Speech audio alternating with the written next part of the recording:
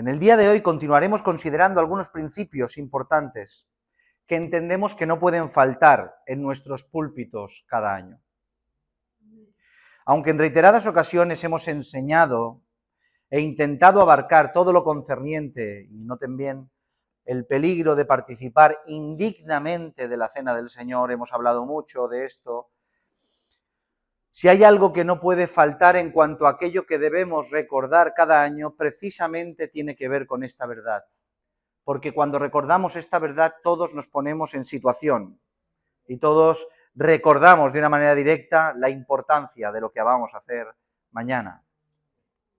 Porque entendemos que todo lo que tiene que ver con el Señor, en especial la participación de estos símbolos de la cena del Señor, haciendo memoria de Él y del nuevo pacto, nos obliga a que nos acerquemos a su práctica con máximo temor y máxima reverencia. Máximo temor y máxima reverencia. Es por eso que año tras año siempre recordamos, aunque sea brevemente, la necesidad de participar dignamente de la cena del Señor. Por tanto, permítanme unos minutos pasar por algunas verdades, tomando concretamente un par de versículos que encontramos en la carta a los Corintios, Primera de Corintios, en boca del apóstol Pablo, Primera de Corintios, capítulo 11, y vamos a leer el versículo 17 y el versículo 29, simplemente para tomar estos textos y algunas verdades que hay entre ellas para poder presentar y recordar este principio que quiero compartir con la congregación rápidamente. Primera de Corintios, capítulo 11, verso 17, dice así.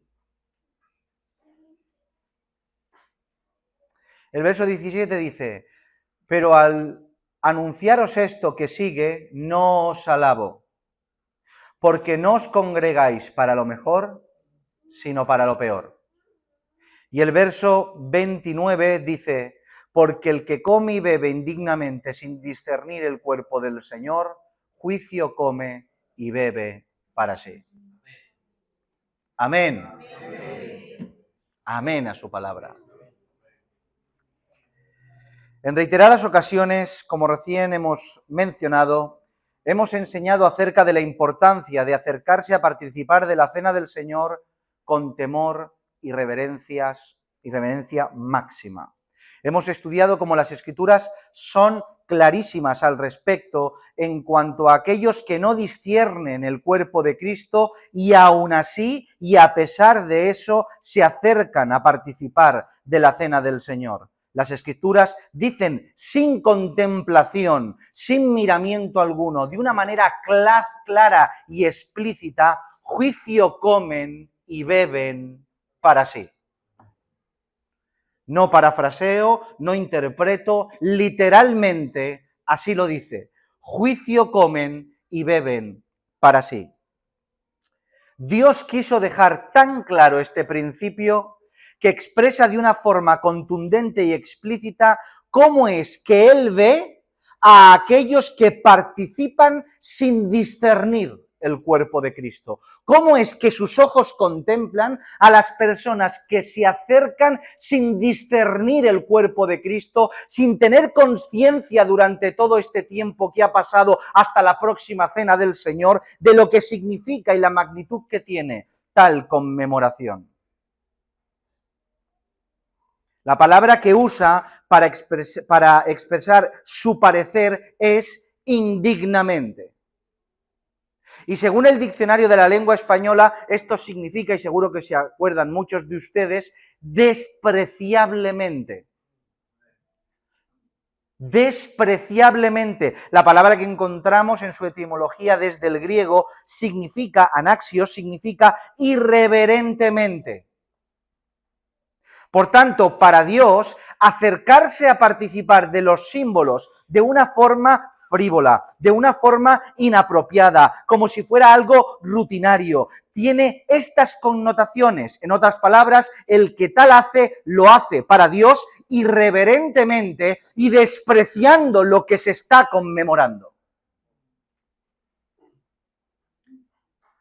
Dios nos mira desde el cielo y aquel que se acerca como si nada pasara, sin discernir, sin examinar, de una manera cualquiera, para Dios nos ve indignamente participando, irreverentemente, despreciablemente participando de los símbolos.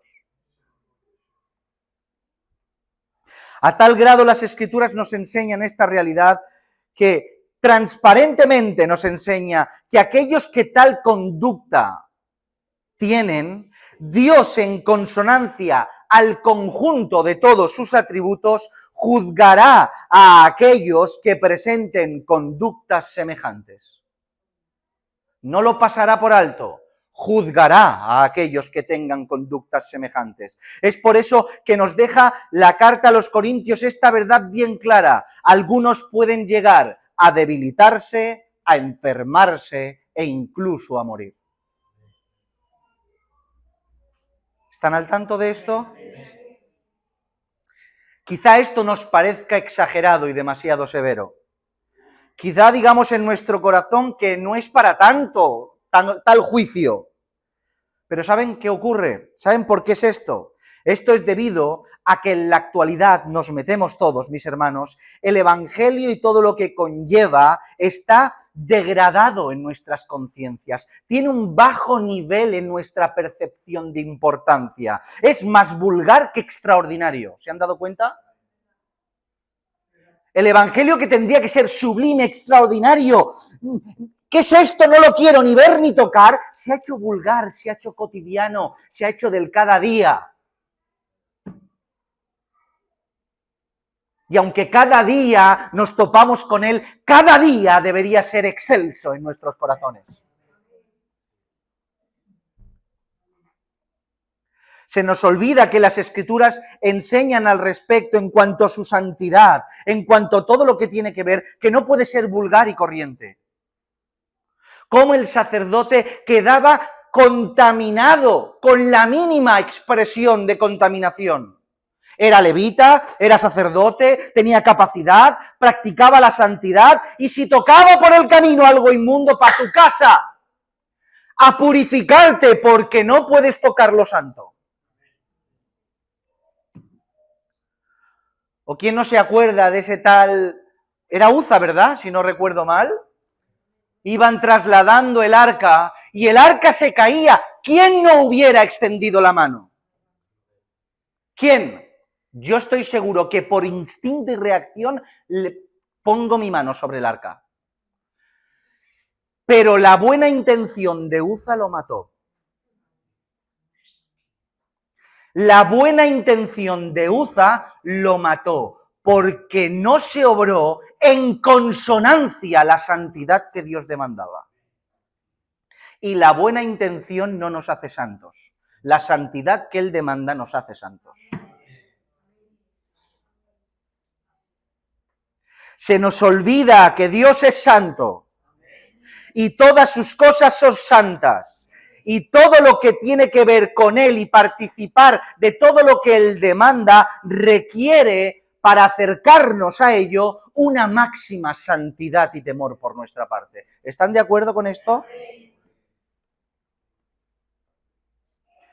Ya estudiamos en su momento que estos términos apuntan en dos direcciones, me refiero a estos juicios, tanto a nivel espiritual como a niveles físicos.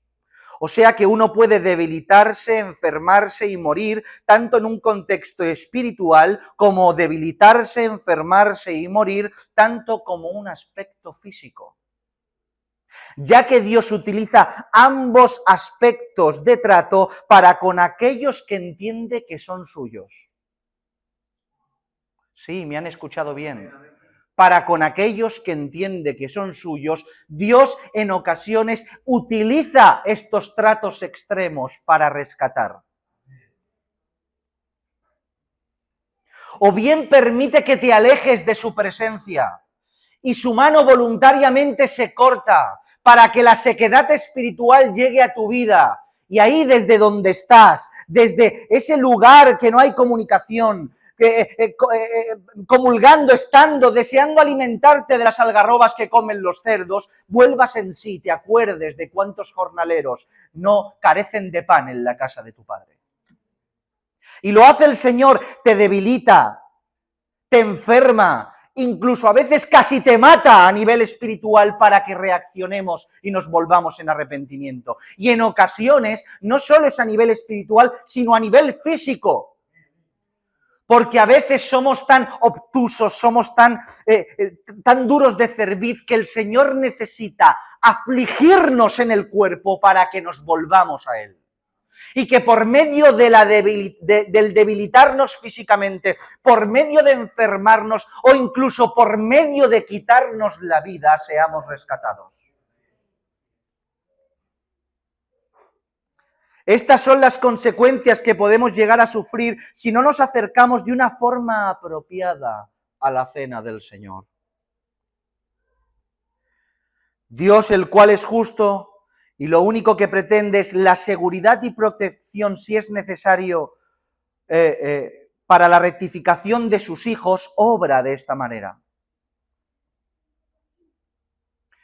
Y por eso nos señalan las Escrituras cuál es la causa específica del por qué ocurre esto, para que podamos ponerle remedio o precaución para no caer en estas cosas.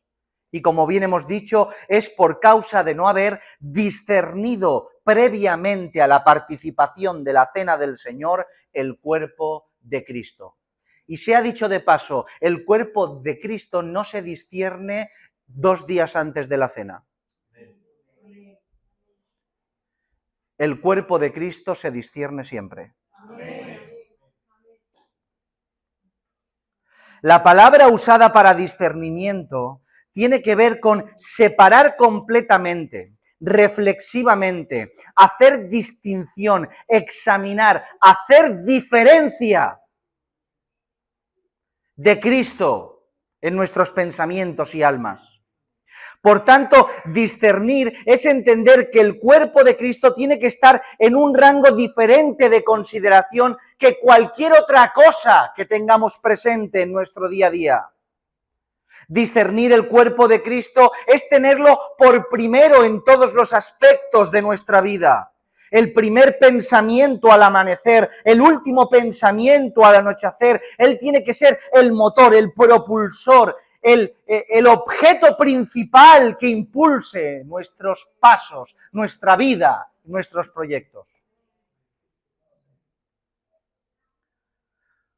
Siendo más específicos, cuando estudiemos esto en su momento, expliquemos lo que significaba discernir el cuerpo de Cristo desde 2 flancos diferentes. Estoy haciendo un resumen muy amplio, pero yo creo que nos conectamos con lo que ya recordamos, ¿verdad? ¿Sí? Por un lado, el discernimiento que tenemos que tener en relación entre nosotros para con Dios.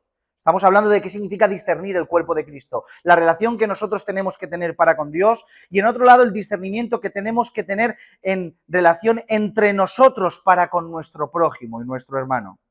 Lo que nos pone, si prestamos atención, en un discernimiento de los principales mandamientos que las Escrituras nos presentan como aquellos 2 principales que resumen toda la ley. Amarás a Dios y amarás al prójimo. Por tanto, discernir el cuerpo de Cristo te relaciona directamente y te compromete durante todo el tiempo de tu vida a discernir adecuadamente tu relación para con Dios y tu relación para con el prójimo. Eso es discernir el cuerpo de Cristo.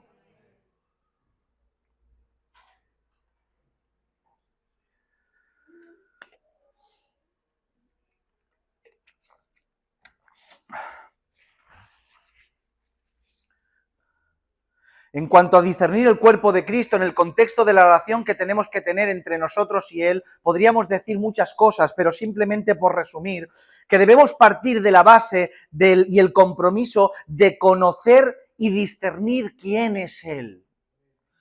Tiene que haber durante el largo y ancho del año el compromiso de conocerle, el compromiso de ver quién es Él, de ver lo que Él es, de estudiar en las Escrituras cómo es que Él es, cómo es que Él vivió, qué es lo que Él enseñó, qué es lo que Él hizo.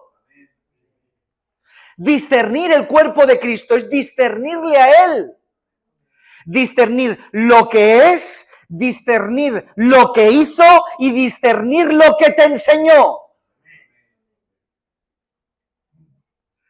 El cual nos muestra el ejemplo perfecto de lo que Él es. Por tanto, discerniendo el cuerpo del Señor en cuanto a lo que Él es, a cómo Él vivió y lo que Él enseñó, cuando llegamos a discernir los elementos, tenemos una visual y una conexión espiritual más elevada que si 2 días antes empezamos a pensar. Y me acerco al cuerpo de Cristo, me acerco a esos símbolos que me conectan en una connotación, en un espectro mucho más elevado. Porque durante todo el año me acordé de lo que Él es, de lo que Él hizo y de lo que Él enseñó y he intentado vivir en consecuencia del ejemplo que me dio, de la autoridad desde donde Él es y de aquello de lo que me enseñó. Y el discernimiento del cuerpo de Cristo en el contexto de relación que tenemos que tener nosotros con nuestros hermanos, podríamos decir también rápidamente lo siguiente, que tenemos que tener discernimiento del compromiso que tenemos con la Iglesia del Señor, del compromiso que Dios demanda para con nuestros hermanos, los cuales hacemos caminos. Discernir el cuerpo de Cristo para con nuestro prójimo no solo tiene que ver con un aspecto teológico de definir en una doctrina eclesiológica lo que significa la Iglesia. Significa que cuando tu hermano tiene una necesidad, el primero de estar ahí eres tú. Que pierdes de lo tuyo en favor del prójimo que tiene necesidad. Que sigues extendiéndole la mano día a día y que procuras hacerle bien y no mal. Y cuando le haces daño no es porque hagas algo malo o en represalia de algo, sino porque la palabra daña para rectificar. Discernir el cuerpo de Cristo tiene que ver con hacer camino con tus hermanos y considerar a tu prójimo durante todo el año. Discernir el cuerpo de Cristo no tiene que ver con dejar que pasar, que el tiempo lo cura todo y que el tiempo olvide las malas acciones que puntualmente hemos cometido. Toda mala acción quizá la olvide alguien, pero Dios no lo olvida si no lo rectificas. Y tenemos que pedir perdón y rectificar nuestras malas acciones y restaurar el agravio cometido y dejar la ofrenda en el altar si es que alguien tiene contra mí. Cualquier cosa. Eso es discernir el cuerpo de Cristo. No puedo pensar que ya lo hará otro, sino que tengo que tener ese compromiso continuo y hacer camino cada día con la Iglesia que Dios ha puesto delante de ti. Tenemos un compromiso con la Iglesia universal, amén, pero Dios inventó la localidad, la iglesia local donde hacemos camino los unos con los otros. Y no podemos separarnos de ese compromiso, porque entonces no estaremos discerniendo el cuerpo de Cristo, porque ¿cómo voy a discernir su cuerpo, él siendo la cabeza, si no veo a mi hermano, si no hago camino con él, si no estoy con él en los momentos de dificultad? Es imposible. De ahí que el compromiso con la Iglesia es el compromiso con Cristo. Por eso cuando llegamos comprometidos de esta manera a la cena del Señor, todos recordamos a Cristo y discernimos vertical y horizontalmente, discernimos todo para poder participar dignamente de la mesa del Señor. ¿Están conmigo en esto?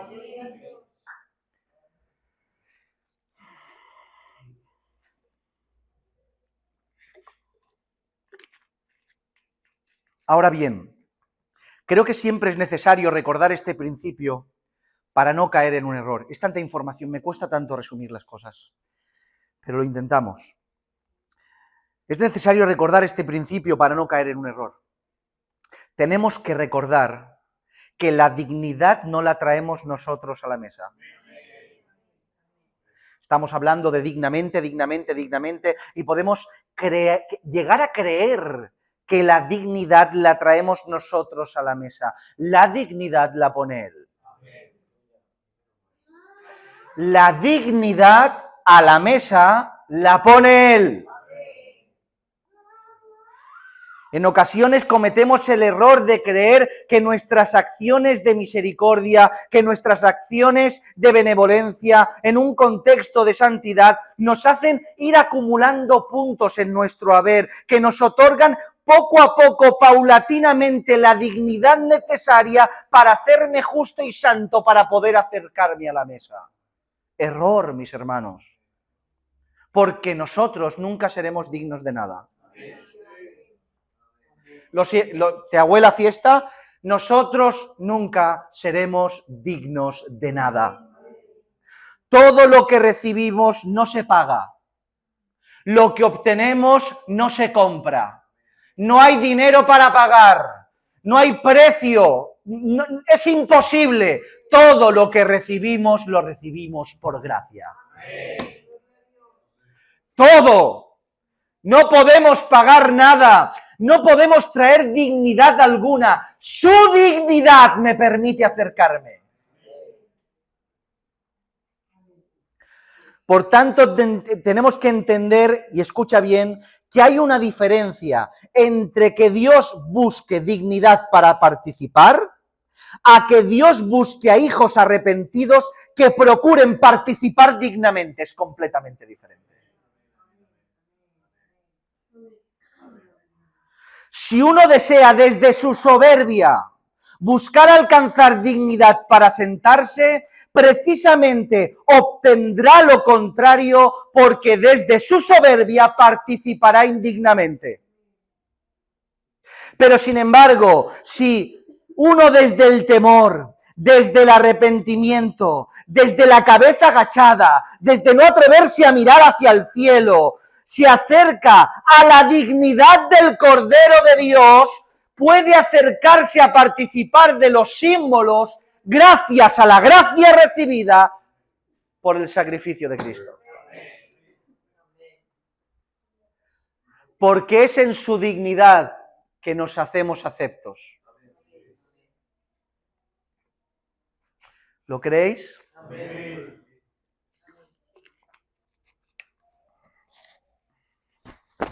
Pues todas estas cosas tienen que ver con el discernimiento apropiado del cuerpo de Cristo necesario para poder participar dignamente de la mesa del Señor. Estamos recordando, ¿verdad?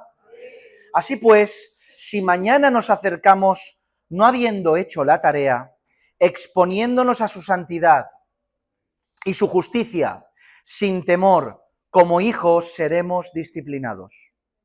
Sí. Seremos disciplinados si nos acercamos así, pero si lo hacemos postrados y arrepentidos, seremos bendecidos. Pero aunque, escucha esto, aunque seamos juzgados por acercarnos mal, ni aun así podría haber queja en nuestros labios por recibir el juicio, sino que tendríamos que decir: a ti la gloria, Padre Celestial, porque incluso desde mi desobediencia sigues tratando conmigo. Ya que sabemos por la Escritura que incluso ese severo castigo que para muchos es inapropiado y lo interpretan adornándolo con guirnaldas, es exactamente así y solo refleja algo: su completa misericordia. Porque dice el verso 32 del capítulo 11 de Primera de Corintios: mas siendo juzgados, somos castigados por el Señor. Y ahora dice: para que no seamos condenados con el mundo. ¿Lo han escuchado bien? Porque siendo juzgados por participar indignamente, seremos castigados, incluso hasta quizá la muerte. ¿Pero para qué? Para no ser condenados con el mundo, que incluso cuando Dios nos quita la vida nos salva.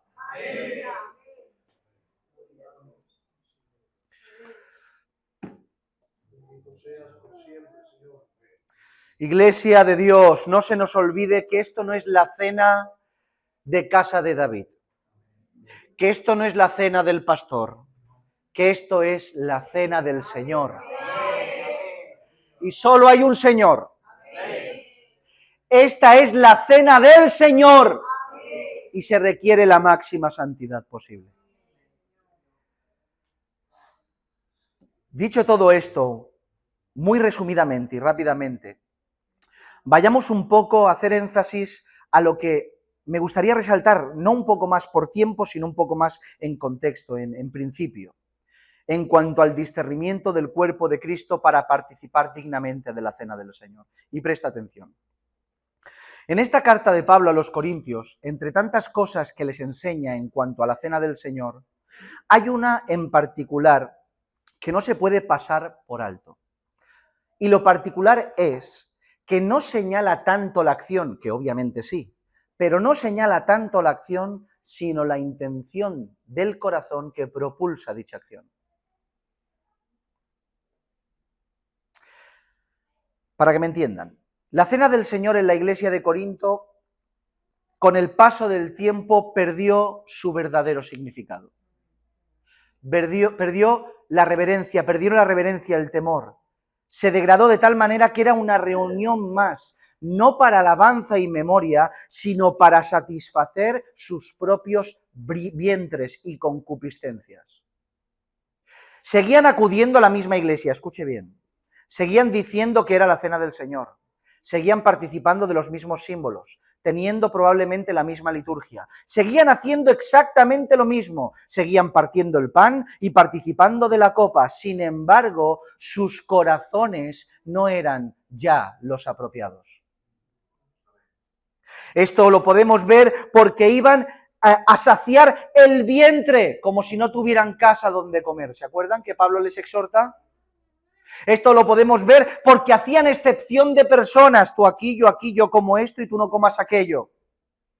Transgrediendo así desde sus corazones, aun practicando los mismos actos, transgrediendo los mandamientos principales que te obligan, que son obligantes para discernir el cuerpo de Cristo y participar dignamente. Amar a Dios y amar al prójimo. Por tanto, Pablo les exhorta, no porque no lo celebran. No les exhorta a decir, ¿qué hacéis que no celebráis? No, sino porque lo celebraban con la intención y la actitud inapropiada. Es por eso que leemos en 1 Corintios 11:17, no os juntáis para lo mejor, sino para lo peor. Noten el contraste tan definido entre lo mejor y lo peor. Tiene que ver mejor con lo mayor, con lo más alto, con lo más noble, y lo peor viene a denotar lo menor, lo más bajo, lo que está lo más profundo. Por tanto, podíamos hacer estas lecturas de lo que el apóstol Pablo les dice. No os juntáis para lo más alto, sino para lo más bajo. No para lo espiritual, sino para lo carnal. No para agradar a Dios, sino a vosotros mismos. No os juntáis para bendición, sino para juicio. Así pues, estas verdades nos muestran una máxima en las Escrituras, que una gran bendición preparada para aquellos que le aman se puede transformar en un juicio para aquellos que indignamente participan. Voy a volver a repetirlo por si no se han enterado. Que una gran bendición preparada para aquellos que le aman se puede transformar en un juicio para aquellos que indignamente participan. Porque las intenciones importan. Las intenciones importan.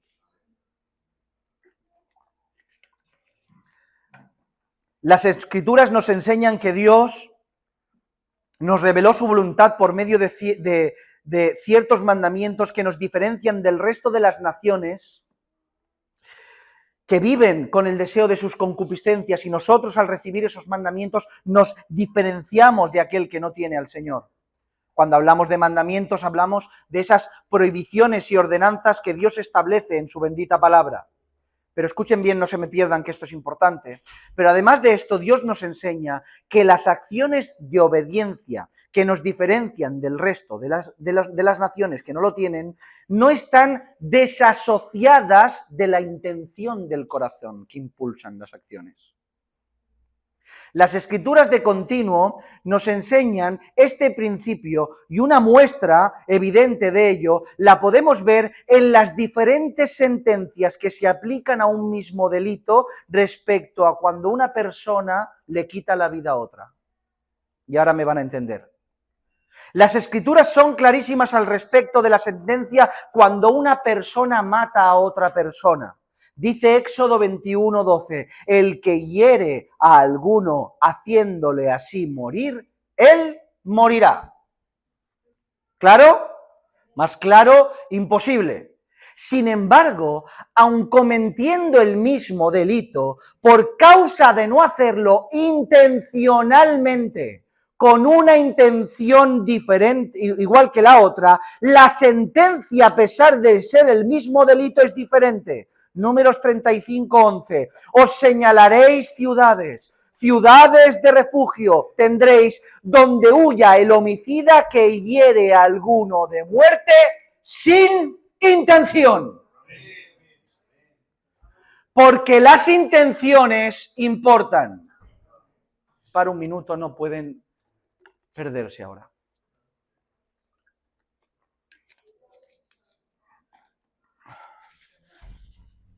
¿Sí? ¿Estamos aquí? Están conmigo, ¿no? Un mismo delito, pero por causa de la intención, diferente sentencia. Intención es, en este caso, sin intención, shegagá, es transgresión inadvertida, accidente, error, ignorancia, hierro. Seguro que este principio les sonará, aunque incluso no lo hayan leído en las Escrituras, ya que esté reflejado en nuestras propias leyes. Judicialmente es un agravante la intencionalidad, ya que la premeditación, la alevosía, la nocturnidad, haciendo y cometiendo un mismo delito, se aplican diferentes sentencias por el agravante de la intención. Por tanto, mientras que ambos le quitaron la vida a alguien, hay una gran diferencia por causa de la sentencia. ¿Y el condicionante cuál es? La intención. Y así por toda la Biblia. No quiero reiterar, ha quedado claro, ¿verdad? ¿Qué hay de los que se circuncidaban físicamente y vivían como querían? Dice, tu circuncisión viene a ser incircuncisión, porque la verdadera circuncisión no solo es la física tiene que ser un reflejo de la circuncisión del corazón, porque las intenciones importan. O no vemos el principio en la boca del apóstol Pablo de una manera excelente que enseña en esta misma carta a los Corintios, capítulo 13, si yo hablase lenguas humanas y angélicas y no tengo amor, vengo a ser como metal que resuena o címbalo que retiñe, y si tuviera profecía y atendiese todos los misterios y toda ciencia, y si tuviese toda la fe de la manera que trasladase los montes y no tengo amor, nada soy, y si repartiese todos mis bienes para dar de comer a los pobres, y si entregase mi cuerpo para ser quemado y no tengo amor, nada me sirve. Porque Dios no solo valora la obediencia expresada por el cumplimiento del mandamiento, sino la intención que impulsa este mandamiento cuando se ejecuta. Mandamiento acompañado con intención del corazón. Ojo, con esto. En el libro del profeta de Isaías, en su capítulo 1, asusta. Asusta. Vemos en su capítulo 1 esta verdad de una manera aplastante, abrumadora. Podemos ver cómo Dios, en boca del profeta, empieza a manifestar la repulsión de Dios a ver a su pueblo que a pesar, escuchen, que a pesar de su obediencia, sus obras estaban llenas de iniquidad. Es por eso que habla de fiestas solemnes, de lunas nuevas, de días de reposo, todo lo cual está instituido por Dios en la propia palabra como mandamientos dados del cielo para su pueblo que denotan santidad. Sin embargo, Dios señala lo que Él previamente señaló como santo, y por causa de la intención del corazón de estos a la hora de practicar, dice, vuestras fiestas solemnes no las puedo soportar. Hacían lo mismo, pero no era lo mismo. Celebraban Shabbat, celebraban Luna Nueva, celebraban todo, pero no era lo mismo, porque sus corazones estaban corrompidos. No lo puedo soportar. Y es por eso que les exhorta diciendo lo siguiente, y escuche bien. Isaías capítulo 1, verso 16. Lavaos y limpiaos. Y ahora dice, quitad la iniquidad de vuestras obras. De delante de mis ojos, dejad de hacer lo malo. ¿Qué es lo que notan en particular de este texto? Que no dice que cambien de una conducta externa. No relaciona lo malo con conductas aparentemente externas. Porque no dice cambia la obra mala que haces, sino dice quita la iniquidad de la obra que haces. O sea, de aquello que supuestamente a ojos del mundo es bueno, yo que veo tu corazón se transforma en repulsión para mis ojos. Quitad la iniquidad de vuestras obras, dice el Señor.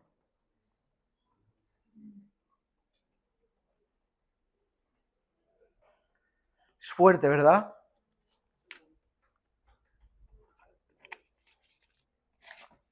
Es una realidad, mis hermanos, que nosotros como cristianos, teniendo al Espíritu Santo que nos guía y su palabra, que como dice la carta a los hebreos, discierne las intenciones y los pensamientos del corazón, podemos acercarnos a intuir los fondos de la persona. Pero en ninguno de los casos podemos emitir con seguridad una sentencia al respecto en cuanto a la intención y el corazón del individuo. Porque solo Dios tiene la prerrogativa divina de juzgar las intenciones del corazón. Tú puedes juzgar la obra, pero no la intención de la obra, aunque lo intuyas. Eso es prerrogativa divina.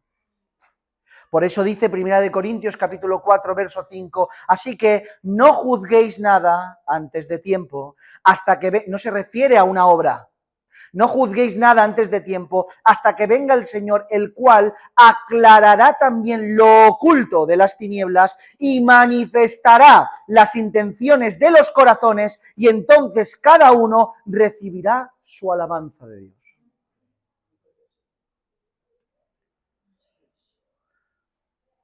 Por tanto, no se nos puede olvidar que aunque en esta esfera terrenal podemos llegar a tener el beneplácito y aprobación de los hombres, porque externamente podemos manifestar un buen testimonio y una apariencia de piedad y estar en las primeras filas y no perdernos un culto y ser elocuente a la hora de la palabra. En la esfera celestial, donde se emiten las sentencias desde el trono de la gracia, podemos estar descalificados por las malas intenciones de nuestros corazones, a pesar de nuestras acciones aparentemente llenas de piedad. ¿Me estáis siguiendo?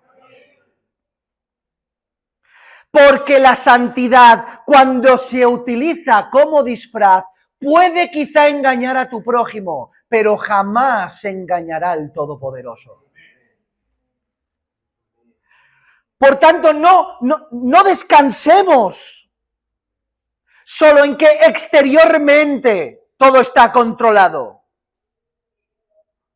sino que descansemos en que cada día nos ponemos a cuenta del Señor, diciéndole cual salmista, pesa mi corazón, mírame, recuérdame, mírame por dentro. Porque la vida del creyente surge desde el corazón hacia afuera y no al revés. Así pues, dicho todo esto, terminamos.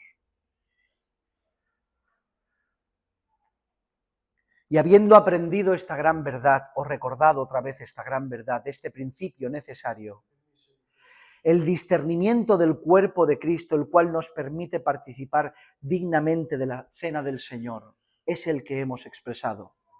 No solo tiene que ver con la obediencia, No solo tiene que ver con que llega estos momentos y apresuradamente nos ponemos en consonancia. No tiene que ver con que examinemos todas las cosas y que todo esté perfecto. Todo lo cual es necesario, maravilloso y de santidad. No estoy diciendo lo contrario. Pero no solo tiene que ver con eso, no tiene que ver solo observar el último detalle y al intentar controlarlo todo externamente y cuando llegue el martes ya relajarnos, no tiene que ver con eso, tiene que ver que nuestras obras internas también sean apropiadas y adecuadas.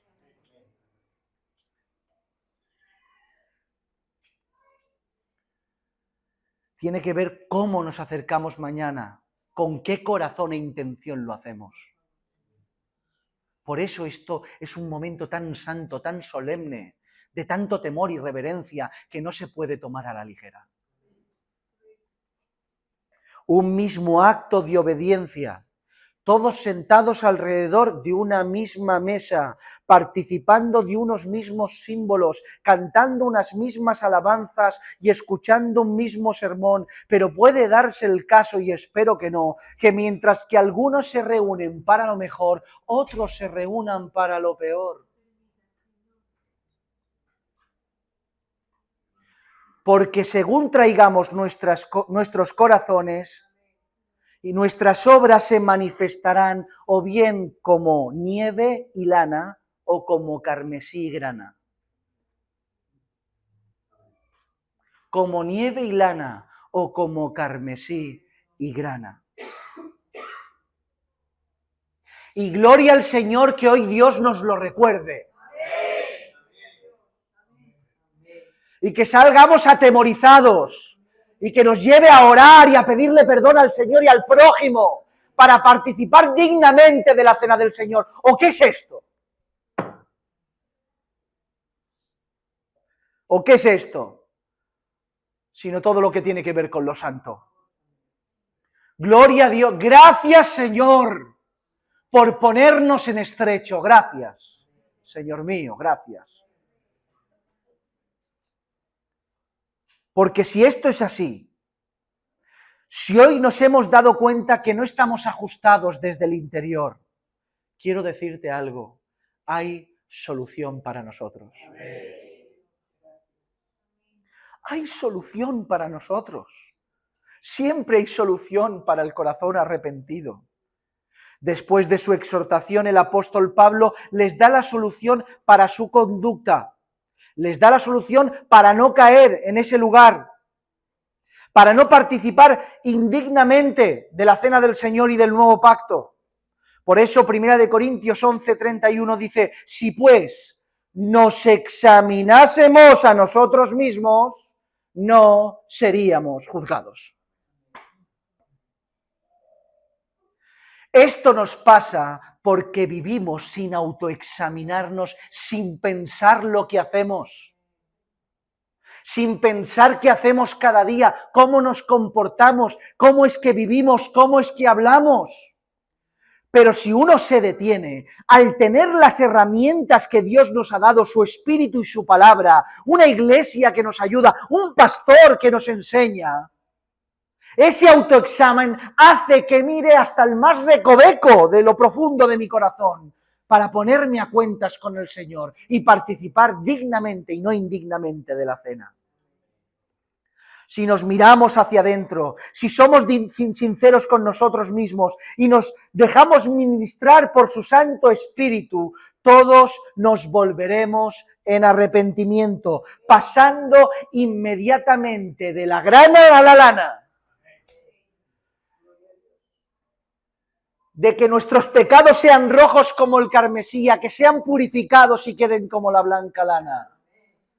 Porque no tenemos un Dios que se regodea en aplastar, sino que se gratifica en perdonar, que se gratifica en restaurar. Tenemos a un Dios perdonador que levanta, que restaura las vidas y que quiere nuestro bien. ¿Podemos entenderlo? que nada de todas sus exhortaciones y de todos sus juicios y de todos sus golpes y de toda su verdad y de apartarnos y de quitarnos todo en base a la carne tiene que ver con hacernos mal, tiene que ver con hacernos bien.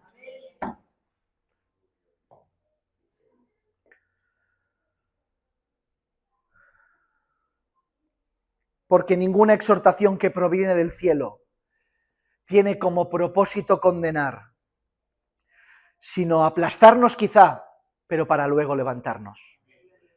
Por eso es que dice Isaías, el verso 18, venid luego, dice el Señor, y estemos a cuentas. Si vuestros pecados fueren como la grana, como la nieve serán emblanquecidos. Si fueren rojos como el carmesí, vendrán a ser como blanca lana. Por tanto, Iglesia del Señor, damos gracias a Él por recordarnos esta verdad en esta noche, previa a la cena del Señor, para que discernamos el cuerpo de Cristo, para que nos examinemos a nosotros mismos, para participar como corresponde de estos benditos símbolos que nos conectan con Cristo y con el nuevo pacto, en el nombre del Señor. Inclina tu cabeza y vamos a orar.